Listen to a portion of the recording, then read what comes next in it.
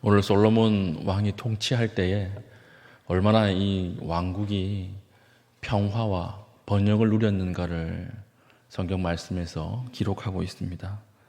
첫 번째는 인구 증가를 이야기하고 있죠.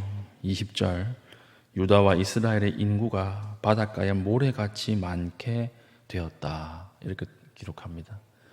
고대 사회에서 인구가 증가한다라고 하는 것은 아주 특별한 일이었어요.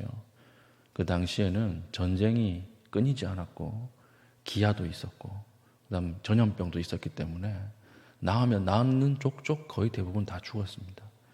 우리나라도 그렇죠. 고대 한국 사회에서도 전쟁이 3년에 한 번꼴로 큰 전쟁이 있었다 그러잖아요. 그러니까 남자들이 남아났겠어요? 다 죽고, 또 예전에는 많이 낳았잖아요.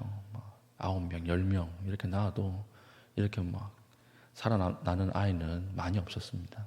그러니까 고대 사회에서 인구가 증가했다, 이 말은 성경에서 어떤 의미냐면 하나님의 특별한 보호하심이 있었다라고 하는 뜻입니다. 단순히 그냥 이 인구가 증가했다라고 하는 뜻이 아니라 하나님이 이 민족을 보호했다라고 하는 관용적 표현이에요. 인구가 증가했고, 21절에 보면 땅이 지경이 넓어졌죠. 땅을 21절에 솔로몬이 그 강가에서부터, 그 강이라고 하는 것은 유프라테스 강을 이야기하는 것입니다. 블레셋 사람의 땅에 이르기까지와 애굽 지경에 미치기까지의 모든 나라를 다스림으로 솔로몬이 사는 동안에 그 나라들이 조공을 바쳐 섬겼더라. 이 민족이 원래 어떤 민족이었습니까? 애굽에 종살이 하던 민족이었거든요. 이 종살이 하던 민족이 하나님의 큰 은혜로 이제는 그 애굽 땅 지경까지도 다스리고 조공을 받는 그런 나라로 아주 부강하게 성장을 했다라고 하는 것입니다. 그리고 22절부터 보면 솔로몬이 하루에 먹은 식량에 대해서 기록하고 있는데, 여기에서 고르라고 하는 게 나오죠. 고르. 하루의 음식물은 가는 밀가루가 30고르고 굵은 밀가루가 60고르였다 할 때, 고르는 220리터라 그래요. 한 고르가 220리터. 그러니까 뭐 90고르 정도를 먹었으니까 솔로몬이 다 먹은 건 아니겠죠. 솔로몬이 먹은 것이 아니라 하루에 소비되는 왕궁의 아마 밀가루가 아니었겠는가, 이렇게 보는 것입니다. 그러니까 얼마나 풍족하게 먹었습니까? 밀가루만 먹은 것이 아니라 여기에 뭐 소도 먹고 양도 먹고 뭐 많이 먹었어요. 그러니까 아주 풍성했다라고 하는 것이 이제 20절부터 28절까지 기록이 되어 있습니다. 나라는 그랬고, 근데 왜 어떻게 이렇게 잘 살 수 있었는가? 솔로몬의 지혜 때문에 그렇죠. 솔로몬이 하나님께 받은 큰 지혜가 있었습니다. 30절, 31절 이렇게 보면 모든 사람들의 지혜를 능가했다, 30절에 이렇게 기록이 되어 있고요. 32절에는 잠언을 3000가지를 지었다, 이렇게 되어 있습니다. 한 사람이 평생을 가슴에 두고 실천할 수 있는 잠언, 한 개 아니면 두 개 아닙니까? 이것을 솔로몬은 3000개를 지었다 했으니까 그 당대에 얼마나 하나님 주신 엄청난 지혜를 가지고 살았는가 볼 수가 있는 것이죠. 이 지혜를 들으려고 34절 같은 데 보면 사람들이 몰려오기 시작했어요. 사람들이 막 몰려오고, 이제 모든 천하의 왕들이 자신들의 어떤 문제나 궁금한 것을 대신들을 보내서 들으려고 솔로몬에게 보내기 시작했다라고 하는 것입니다. 근데 오늘 본문에서 중요하게 지금 기록하고 있는 것이 무엇입니까? 솔로몬의 지혜라고 하는 것은 어디서 온 것이죠?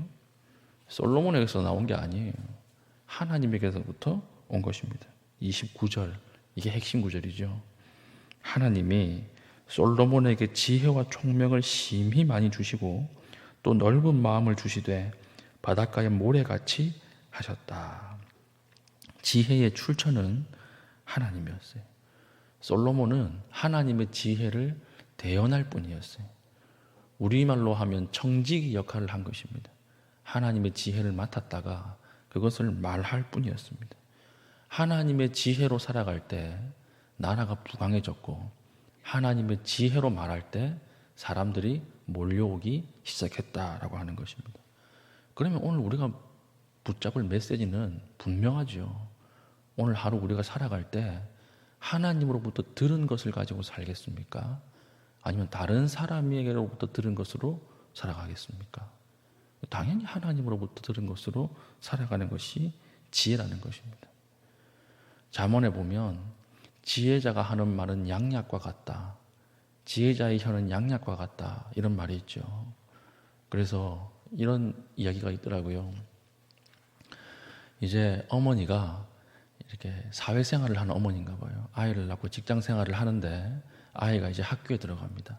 학교에 들어가니까 시아버지가 너는 아이가 학교에 들어가는데도 계속 직장생활을 할 거냐? 이렇게 물어본 거예요.